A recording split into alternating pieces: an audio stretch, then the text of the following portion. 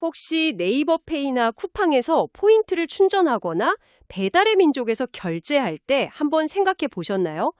내 은행 계좌에서 돈이 쓱 빠져나가서 그 플랫폼으로 순식간에 옮겨가는데 그 보이지 않는 길을 대체 누가 만들고 관리하는 걸까요? 오늘 우리가 깊이 파고들 기업 헥토파이낸셜이 바로 그 길을 거의 독점적으로 쥐고 있는 말 그대로 보이지 않는 거인입니다. 보이지 않는 거인이라는 표현이 정말 딱 맞는 것 같습니다. 대부분의 사람들은 헥토파이낸셜이라는 이름은 잘 몰라도 이미 하루에도 몇 번씩 그들의 서비스를 쓰고 계시거든요. 아마 구 세틀뱅크라는 이름이 더 익숙하실 수도 있겠네요.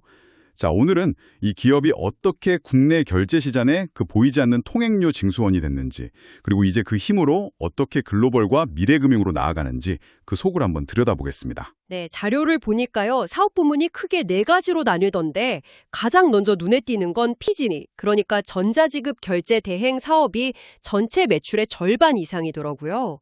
사실 저는 헥토파이낸셜 하면 010 가상계좌나 내 통장 결제 이게 먼저 떠올랐는데 좀 의외였어요. 맞습니다. 그게 바로 이 기업을 이해하는 첫 번째 핵심 포인트입니다.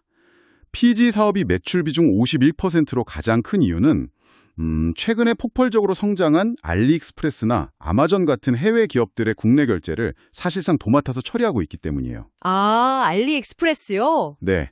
청취자분께서 알리에서 물건을 사실 때 원화로 카드 결제를 하시면 그 뒤에서 환전하고 정산해서 알리에게 보내주는 역할, 그걸 바로 헥토파이낸셜이 하는 거죠. 아, 그렇군요. 그럼 우리가 흔히 아는 헥토파이낸셜의 주력 서비스들은 매출 비중 면에서는 오히려 2, 3등인 셈이네요. 그렇습니다. 하지만 그 중요성은 매출 비중 그 이상입니다.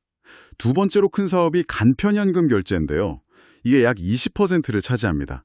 이게 바로 내 통장 결제 서비스죠. 네, 맞습니다. 계좌 한 번만 등록해두면 비밀번호만으로 바로 결제되는 방식이잖아요. 이게 왜 중요하냐면 신용카드망을 거치지 않거든요. 그래서 수수료가 훨씬 저렴해요. 아, 가맹점은 수수료를 아껴서 좋고 헥토파이낸셜은 영업이익률이 20%가 넘는 고마진을 남길 수 있어서 좋고 뭐랄까 양쪽 다 이득인 알짜 사업인 셈입니다. 010 가상계좌로 유명한 가상계좌 서비스도 빼놓을 수 없고요. 국세나 대학교 등록금 낼 때 정말 많이 받죠. 네, 그게 매출의 약 12%를 차지하면서 아주 안정적인 캐시카우 역할을 하고 있습니다. 그리고 마지막으로 약 16%를 차지하는 게 펀뱅킹 사업인데요. 펀뱅킹, 용어가 조금 어렵네요. 그렇죠. 쉽게 말해서 기업 회계팀이 은행 사이트 일일이 로그인 안 하고도 자기네 프로그램에서 바로 월급 수천 건을 이체하게 해주는 기업이랑 은행을 잇는 전용 파이프라인, 뭐 이렇게 생각하시면 편합니다. 이야기를 듣고 보니까 이 기업의 진짜 무서운 점이 보이는 것 같아요. 단순히 여러 결제 서비스를 제공하는 걸 넘어서 국내 모든 은행과 금융기관을 거미줄처럼 연결하는 이 인프라 그 자체가 핵심 경쟁력이군요. 바로 그 지점입니다. 후발주자가 정말 수조 원을 쏟아부어도 단기간에 절대 못 따라오는 완벽한 경제적 해자, 모트를 구축한 거죠. 간편현금 결제랑 가상계좌 시장에서는 시장 점유율이 90%, 일부에서는 97%까지 보니까요. 97%요? 네, 사실상 독점입니다. 여기서 정말 흥미로운 지점이 나오는데요. 자료를 보니까 네이버페이나 카카오페이, 토스 같은 빅테크 기업들이 경쟁사가 아니라 오히려 최대 고객사라고 되어 있어요. 이게 어떻게 가능한 거죠? 이게 바로 헥토파이낸셜을 플랫폼들의 플랫폼이라고 부르는 이유입니다. 청취자분께서 네이버페이 포인트를 충전하실 때를 생각해 보시면 내 은행 앱에서 돈이 빠져나가고 네이버페이에 딱 찍히잖아요. 네, 그렇죠. 그 보이지 않는 다리, 즉 은행 계좌에서 돈을 끌어오는 펀뱅킹망을 바로 헥토파이낸셜이 제공하는 겁니다. 아, 결국 국내 거의 모든 핀테크 공룡들이 헥토파이낸셜이라는 인프라 위에서 사업을 하고 있는 셈이죠. 와, 국내에서는 사실상 통행료를 받고 해외에서는 알리 같은 거대 기업들의 자금 길잡이 역할을 하면서 돈을 버는 구조군요. 그런데 자료를 보니까 여기서 멈추지 않고 STO, 즉 토큰 증권이라는 훨씬 더 미래적인 사업에 뛰어들고 있더라고요. 이건 정확히 어떤 역할인가요? 네, 기존 사업이 오늘의 돈을 다룬다면 STO는 미래의 자산을 다루는 사업이죠. 여기서도 헥토파이낸셜의 전략은 아주 명확합니다. 직접 금을 캐는 채굴꾼이 되는 게 아니고요. 금광으로 가는 길목을 지키면서 통행료를 받는, 즉 결제 인프라 제공자 역할을 하겠다는 겁니다. 아, STO를 직접 발행하는 게 아니고요. 네, 투자자들이 STO에 청약할 때 내는 돈을 받고 정산해주는 그 시스템에만 집중하는 거죠. 국내 1호 투자계약증권 발행사인 열매컴퍼니와의 협업 사례가 대표적이군요. 증권사 계좌를 만들 필요 없이 그냥 쓰던 은행 계좌로 청약금을 낼 수 있게 해준다. 이게 핵심이네요. 맞습니다.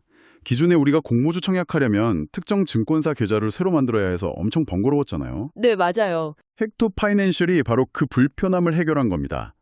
투자자는 편리해서 좋고 또 미술품이나 한우 조각 투자처럼 규모가 작은 발행사들은 증권사를 통하는 것보다 수수료를 아낄 수 있어서 선호하고요.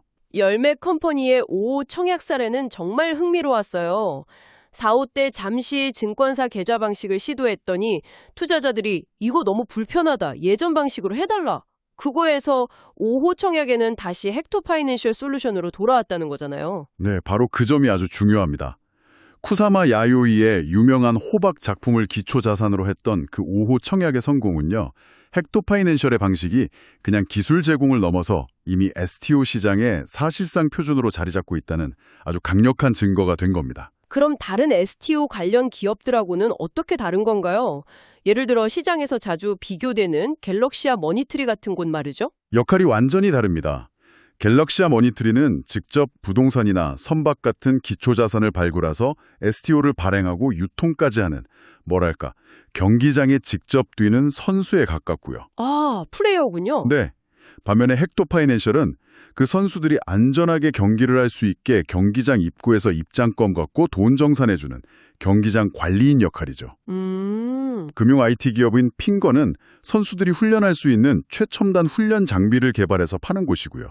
헥토 파이낸셜은 오직 자금의 흐름, 그 본질에만 집중하는 전략입니다. 알겠습니다. 사업 구조랑 미래 비전은 확실히 매력적이네요. 그럼 이제 재무 상태를 좀 들여다보죠.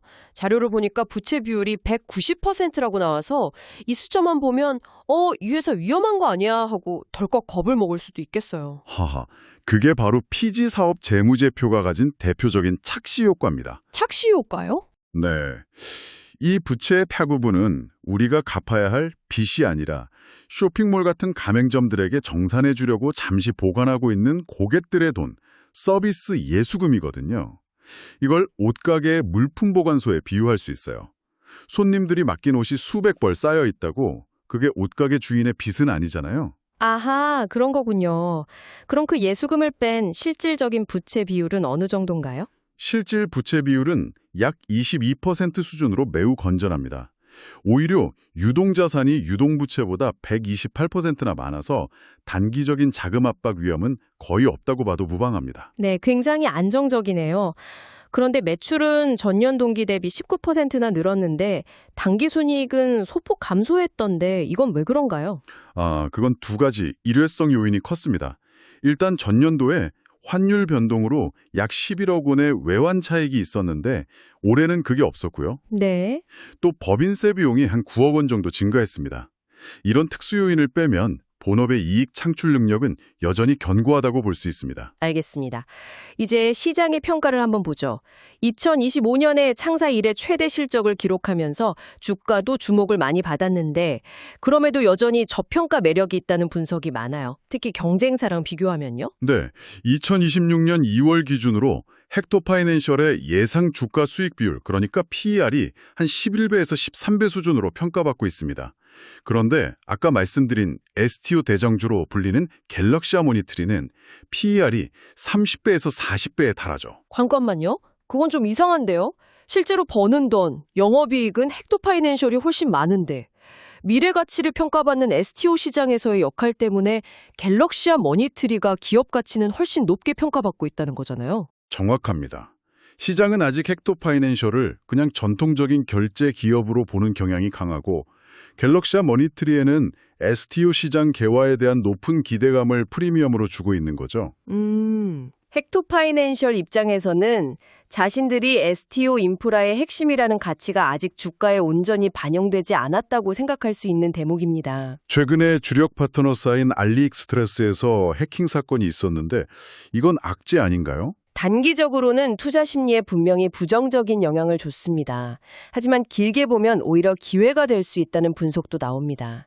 이번 사건으로 글로벌 기업들이 한국 시장의 결제 파트너를 고를 때 보안과 안정성을 얼마나 중요하게 볼지 깨닫게 된 계기가 됐거든요.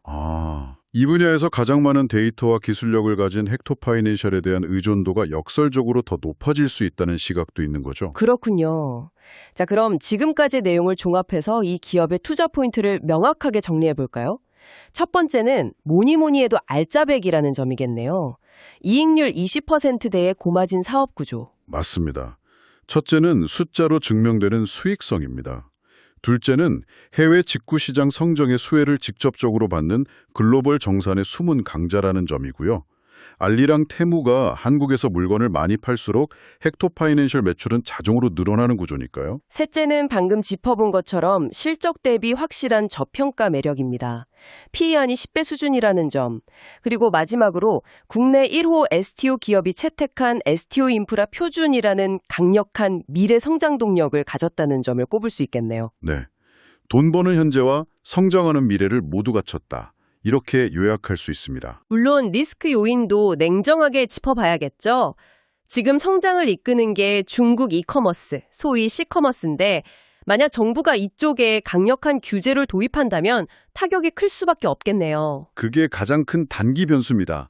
C커머스에 대한 규제나 미중 갈등 같은 지정학적 리스크가 현실화되면 성장세가 꺾일 수 있죠. 또 다른 리스크는 네이버나 쿠팡 같은 거대 고객사, 그러니까 슈퍼갑의 단가이나 압력입니다. 이들이 자체적으로 은행망을 구축하려는 시도를 할 수도 있고요. 신사업 관련 리스크도 있겠어요. STO나 가상자산 관련 법안 통과가 계속 늦어지면 미래 성장 스토리에 대한 기대감이 식을 수도 있겠고요. 정확합니다. 법과 제도가 기술의 속도를 따라가지 못하는 건 모든 신사업의 공통된 리스크죠. 오늘 정말 깊게 파고들었네요. 헥토 파이낸셜은 결국 안정적인 본업이라는 튼튼한 뿌리 위에서 글로벌과 STO라는 두 개의 새로운 줄기를 키워내고 있는 나무로 정리할 수 있겠습니다. 네, 돈 버는 능력과 미래 성장 스토리를 겸비하고 있는데도 시장에서 아직 그 가치를 온전히 평가받지 못하고 있다는 점이 투자자 입장에서 가장 흥미로운 지점일 겁니다. 마지막으로 청취자분께 이런 질문을 던져보고 싶네요. 이 기업은 지금까지 국내 은행과 플랫폼을 연결하는 다리를 놓는 데 성공했습니다. 과연 앞으로는 원화, 와탈러, 그리고 비트코인 같은 디지털 자산까지 모두 연결하는 미래 금융세계의 글로벌 허브가 될 수 있을까요? 아마 그 가능성에 이 기업의 최종적인 가치가 달려 있을 겁니다.